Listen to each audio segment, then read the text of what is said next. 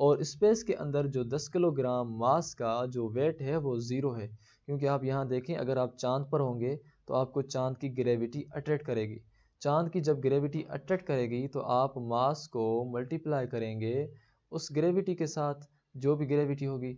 इसलिए स्पेस के अंदर तो यहाँ कोई ग्रेविटी है ही नहीं। जब ग्रेविटी नहीं है तो it means gravity is equal to आप ज़ीरो लिखेंगे।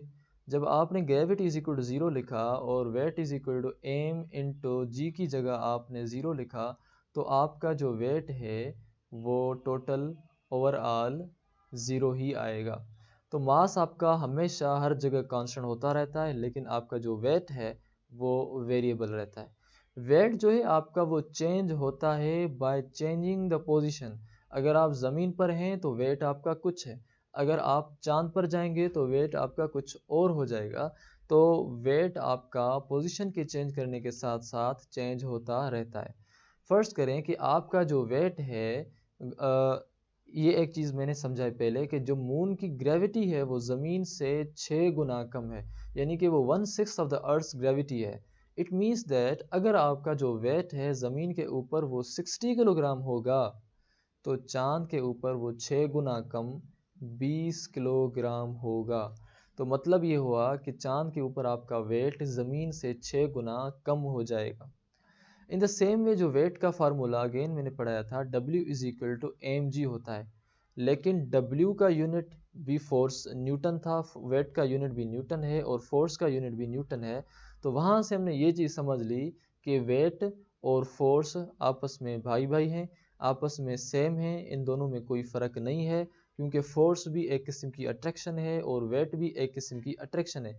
लेकिन वेट अट्रैक्शन है ग्रेविटी की डाउनवर्ड, सिर्फ और सिर्फ ये डाउनवर्ड ही अट्रैक्शन होती है, कभी भी ग्रेविटी अपवर्ड नहीं होती, ग्रेविटी हमेशा डाउनवर्ड होती है, ये चीज़ आप समझ लेना।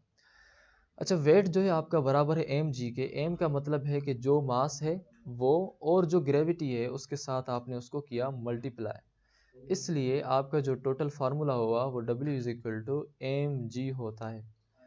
मुख्तलिफ इसकी मालूम करने की जो बैलेंसेस हैं, तराजू हैं, फ़िज़िकल बैलेंस ये, और ये जो बीम बैलेंस है, ये इलेक्ट्रॉनिक बैलेंस और ये स्प्रिंग बैलेंस, ये सब चीज़ें हैं इन चीज़ों को मेजर करने के लिए, इन चीज़ों का मालूम करने के लिए। फ़र्ज़ करें कि अगर मेरा वेट ज़मीन के ऊपर 560 न्यूटन है, ज़मीन के ऊपर अगर मेरा 560 न्यूटन है, तो वही सेम वेट मेरा जो हो जाएगा चांद के ऊपर, वो हो जाएगा 90 न्यूटन। 560 न्यूटन से 6 गुना कम जो वेट है मेरा, वो ग्रेविटी वो होगा चांद के ऊपर।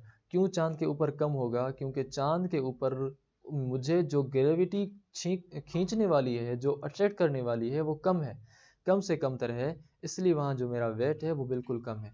और इसी तरह जो आपका मास है वो हमेशा हमेशा 56 किलोग्राम रहेगा। आप जहाँ भी जाएं, जैसे भी जाएं, आपका 56 किलोग्राम ही रहेगा। चाहे आप ज़मीन पर हों तो भी आपका मास जो है वो 56 किलोग्राम होगा। अगर आप चांद पर होंगे फिर भी आपका जो वेट है वो 56 किलोग्राम हो, सॉरी, जो मास है वो 56 किलोग्राम होगा, वो कभी भी चेंज नहीं होगा। इसी तरीके से आप भले मार्स पर चले जाएं तो आपका मास सेम रहेगा, लेकिन आपके वेट में तब्दीली आती रहेगी। हम ग्रेविटी को एक्सेलेरेशन ड्यू टू ग्रेविटी भी कहते हैं। उसका आप मिसाल ऐसे समझें कि अगर आपने एक बाल ऊपर फेंका, अब बाल आपने ऊपर फेंका, लेकिन उसको जो नीचे की तरफ बाल को एक्सेलरेट कर रही है, बाल को जो नीचे की तरफ चीज़ खींचते आ रही है एक्सेलरेशन, वो क्या चीज़ है? वो है ग्रेविटी। इसका मतलब ये हुआ कि ग्रेविटी ही है जिसने बाल को एक्सेलरेट किया डाउनवर्ड, इसलिए हम ग्रेविटी को एक्सेलेरेशन ड्यू टू ग्रेविटी भी कहते हैं। अब जो ग्रेविटी है ज़मीन के ऊपर, वो अब तकरीबन अप्रोक्सीमेटली मून के ऊपर जो ग्रेविटी है वो 1/6 of the strength of the gravity on the earth है। ज़मीन के ऊपर जो ग्रेविटी है वो 9.8 है, या ज़मीन की हम कभी कभार ग्रेविटी 10 मीटर पर सेकंड स्क्वायर भी लेते हैं राउंड राउंड फिगर्स में। अब 10 मीटर पर सेकंड स्क्वायर जो हम लेते हैं और जो चांद के ऊपर है वो 1.6 है, इसका मतलब ये हुआ कि चांद के ऊपर वो ज़मीन से जो ग्रेविटी है वो 6 मरतबा कम हुई। और ये अगेन मिसाल हम लेते हैं, अगर वेट आपका 60 किलोग्राम ज़मीन के ऊपर है तो वो आपका जो अप्रोक्सीमेट वेट है ज़मीन के मून के ऊपर वो 10 किलोग्राम हो जाएगा, मगर आपका जो मास है वो दोनों सूरतों में सेम रहेगा। ये एक प्लेनेट है जिसका नाम है जुपिटर। इसकी जो ग्रेविटी है वो ज़मीन से बहुत ज़्यादा स्ट्रॉन्गर है, और ज़मीन से इसकी जो ग्रेविटी है वो तकरीबन 2.4 टाइम्स ज़्यादा है। इसका मतलब ये हुआ कि अगर 40 किलोग्राम आप ज़मीन पर वेट होगा आपका, तो वही सेम बॉडी का वेट जुपिटर के ऊपर 94 किलोग्राम वेट होगा। 94 किलोग्राम वेट इसलिए बढ़ गया क्योंकि जुपिटर के अंदर जो ग्रेविटी, जो फोर्स ऑफ अट्रैक्शन है, जो नीचे खींचने वाली जो फोर्स है ग्रेविटी की, एक्सेलरेशन ड्यू टू जो ग्रेविटी है, वो ज़मीन से ज़्यादा है। ज़मीन से ज़्यादा होने की वजह से इसलिए उसका जो वेट है वो भी ज़्यादा हो गया। ये एक चीज़ इंटरेस्टिंग है कि एक बॉडी अगर आप इस साउथ पोल के एरिया में वेट करेंगे, उसको तोलेंगे तराजू से वे करेंगे, या एक बॉडी का आप इस नॉर्थ पोल में वे करेंगे, तो वो आपका कुछ होगा। लेकिन वही जो आपका वेट है जब आप वो इक्वेटर पर जाएंगे तो आपका वेट इक्वेटर के ऊपर कम हो जाएगा। इक्वेटर के ऊपर जो है आपकी बॉडी ज़्यादा वे करती है as compare to the poles. A body weigh more at the poles than at the equator. Poles के ऊपर उसकी जो ग्रेविटी होगी वो ज़्यादा होगी, यानी कि नॉर्थ पोल के ऊपर ग्रेविटी ज़्यादा होगी, साउथ पोल के अंदर भी उसका जो वेट है वो ज़्यादा होगा। लेकिन इस इक्वेटर की पॉइंट के ऊपर जो उसका वेट होगा वो कम होगा। अब देखें इसकी वजह ये है कि अगर आपका ऑब्जेक्ट ये है और ये इक्वेटर है और यहाँ नॉर्थ पोल है और यहाँ आपका ये इक्वेटर है बीच में, अगर आपकी ऑब्जेक्ट यहाँ होगी तो उसकी जो अट्रैक्शन होती है ना वो ज़मीन के सेंटर की तरफ होती है, और ज़मीन का सेंटर है इक्वेटर की तरफ। और ज़मीन के सेंटर की तरफ उसकी अट्रैक्शन होती है। अब जब ज़मीन के सेंटर पर पहुँच गई तो फिर तो ज़ाहिर बात है अट्रैक्शन कम हो जाएगी ना। इसलिए इक्वेटर के ऊपर जब अट्रैक्शन पहुँचने के बाद कम हो जाती है तो फिर जैसे अट्रैक्शन कम तो वेट भी उतना कम।